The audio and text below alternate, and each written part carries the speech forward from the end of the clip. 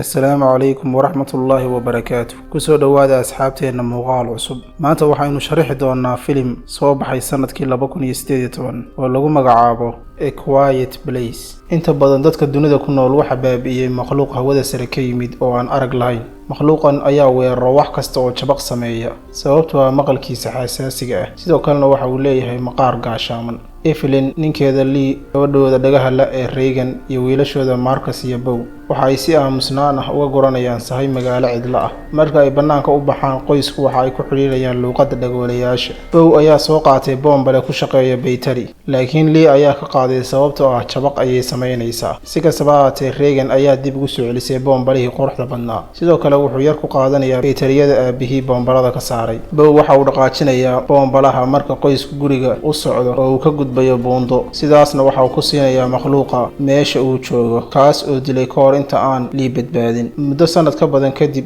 Reagan waxay la halgamisay dambiga dhimashada walaalkeed. Evelyn waxay gashay marxaladda u dambaysa ee uurka. Lee ayaa si aan dhal lahayn isugu dayay inuu xiriir raadiyo ah la sameeyo dunida ka baxsan. sidoo kale waxa uu isku dayayaa inuu cusboonaysiiyo qalabka maqalka ee Reagan isagoo ku xiraya codweyneyaal yaryar si ay u soo celiyaan maqalkeeda, laakiin aaladaha ayaa ah kuwa aan waxtar lahayn. kadib Lee waxa uu Marcus u kaxaynayaa wabi u dhow oo leh biyo dhac weyn si uu baro kalluumaysiga, halka Reagan booqanayso xabaal xasuuseedka Bow. Lee waxa uu Marcus u sharaxayaa in ay ka nabad qabaan makhluuqa marka ay jiraan dhawaqyo dhaadheer oo joogto ah, iyadoo dhawaqyadu ay qarinayaan codkooda oo aanay soo jiidaneen makhluuqa. Marcus kadib waxa uu daaha ka qaaday in Reagan ay nafteeda ku eedeynayso geerida walaalkeedii yaraa iyo inay u baahan tahay in aabaheed u sheego inuu jecel yahay. kaligeed iyadoo joogta guriga, Evelyn waa ay foolanaysaa iyadoo ku sii socota qolka hoose. waxay ku dul istaagaysaa musbaar soo baxsan, waxayna xanuun awgiis si lama filaan ah u daadinaysaa fariim sawir oo galaas ah. sidaas ayuu ku maqlayaa makhluuq u dhowaa. Evelyn ayaa rogtay switchka oo ka dhigay nalalka guriga dabadiisa casaan, sidaasna waxay ugu diraysaa fariin kuwii kale ee banaanka jiray in khatar ay jirto. sidoo kale waxay ku dhibaatoonaysaa inay aamusto inta ay ku jirto foosha. marka uu yimaado beerta oo arko nalka,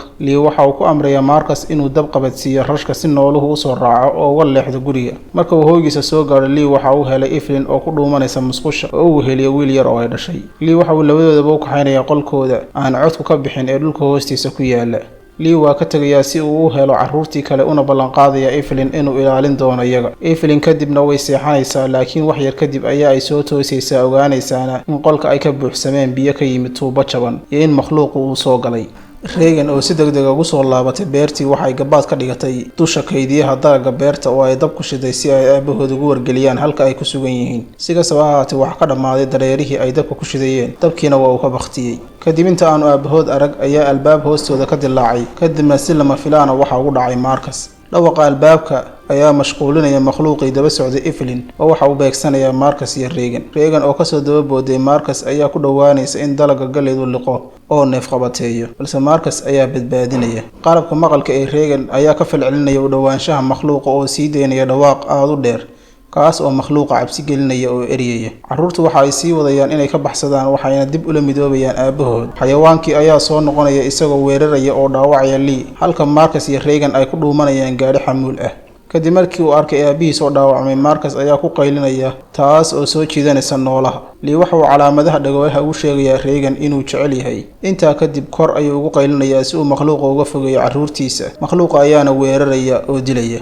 Reagan iyo Marcus baabuurka ayay hoos uga soo ridayaan buur si ay uga baxsadaan oo dib ugala midoobaan hooyadood Evelyn iyo ilmihii yaraa guriga beerta. afartooda ayaa dib u gorasho bilaabaya dhanka dabaqa hoose ee gurigooda. marka uu nooluhu soo laabto, Reagan ayaa garanaysa in dhawaaqa ka soo baxa qalabkeeda dhagaha uu dhibsado makhluuqu. waxay dib u daaraysaa qalabkii oo ay saartay mikrafoon meel u dhow, taas oo sii kordhinaysa codka. xanuunka daran ee nooluhu soo bandhigay awgii, hilibka ka hooseeya madaxiisa gaashaaman ayaa muuqanaya, taas oo u ogolaanaysa Evelyn inay si ba'an ugu toogato qoriga shotgun. ugu dambeyntii qoyska ayaa eegaya kamarada CCTV-ga, taas oo muujinaysa laba makhluuq oo soo jiitaysa waxankii xabadda qoriga. waxa ayna ku soo socdaan dhanka gurigooda iyagoo aqoontooda cusub ee ku saabsan daciifnimada makhluuqa ku gaashaaman. xubnaha qoyska ayaa ishubaynaya oo waxa ay isu diyaarinayaan inay bilaabaan weerar celiskooda. filimkani halkaas ayuu ku dhammaanayaa. fadlan haddii aad doonaysid inaad daawatid filimaan kale oo xiise leh oo af Soomaali lagugu soo koobay, fadlan ha nagala bakhaylin subscribe iyo like iyo inaad la wadaagtid asxaabtaada.